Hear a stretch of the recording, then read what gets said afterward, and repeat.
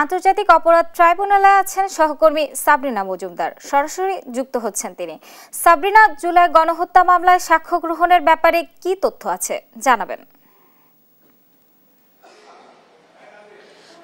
পার্বণ, আজকে জুলাই যত হত্যাযজ্ঞ, জুলাই আগস্টে যত হত্যাযজ্ঞ হয়েছিল, সেখানে এই যে হত্যাযজ্ঞের যে নির্দেশদাতা অর্থাৎ সাবেক প্রধানমন্ত্রী শেখ হাসিনা, তার মামলার আজকে যে সূচনা বক্তব্য এবং সাক্ষ্য গ্রহণ আজকে অনুষ্ঠিত হবে। এবং একটু পরেই যখন 11:30টার দিকে আসলে এই সূচনা বক্তব্য দিয়ে ট্রাইব্যুনাল শুরু হবে, সেখানে সূচনা বক্তব্য উপস্থাপন করা হবে। অর্থাৎ এই যে গত 15 বছরের শাসনামলে যে শেখ হাসিনা আওয়ামী লীগ যত অপকর্ম করেছে, যত গুম, হত্যাযজ্ঞ যা হয়েছে, অর্থাৎ জুলাই আগস্টে যেভাবে হত্যাযজ্ঞ আসলে শেখ হাসিনা চালিয়েছিলেন, সেটির আসলে পটভূমি তুলে ধরবেন প্রসিকিউশন ট্রাইব্যুনালের সামনে। এবং পরবর্তীতেই কিন্তু আসলে সাক্ষ্য গ্রহণ হবে।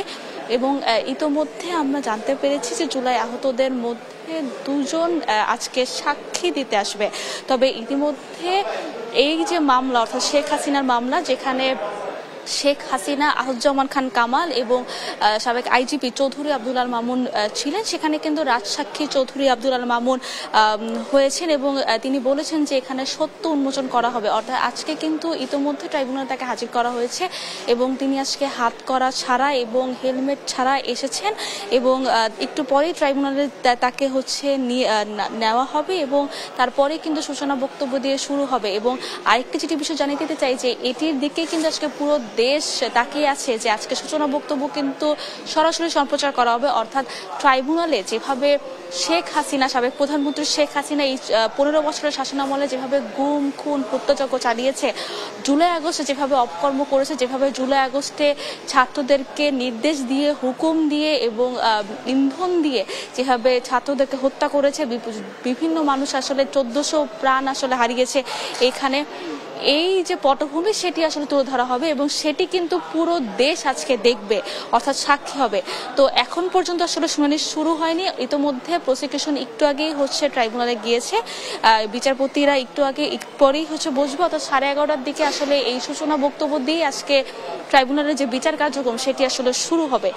ইতোমধ্যে আমি যেটা বলতে চাই যে এই সাক্ষ্য গ্রহণে কিন্তু পুরোপুরি 81 জনের নাম এসেছে এবং সেখানে 25 থেকে 30 জনের সাক্ষ্য গ্রহণ ট্রাইব্যুনাল নিবে। এবং সেখানে আমরা শুনতে পেয়েছি যে এই সাক্ষীদের মধ্যে যারা প্রত্যক্ষদর্শী এবং যারা এই 15 বছরের গুম, খুন, হত্যাযজ্ঞের সাথে শেখ হাসিনা যাদেরকে গুম করেছিলেন, যাদেরকে হত্যাযজ্ঞ চালিয়েছে, তাদের শহীদ পরিবার, তারা এই সাক্ষ্য দিতে আসবে। তো এখন পর্যন্ত যেহেতু শুনানি শুরু হয়নি, শুনানি শুরু হলে দিতে পারবো না, আমি আপনার মাধ্যমে দর্শকদের জানাতে পারবো যে আজকে সূচনা বক্তব্য কি হয়েছে এবং সাক্ষীরা বা শেখ হাসিনার বিরুদ্ধে কি সাক্ষীতে কি কথা উঠে আসে। তো এই ছিল সর্বশেষ খবর। আন্তর্জাতিক অপরাধ ট্রাইব্যুনাল থেকে দিতে পারবো।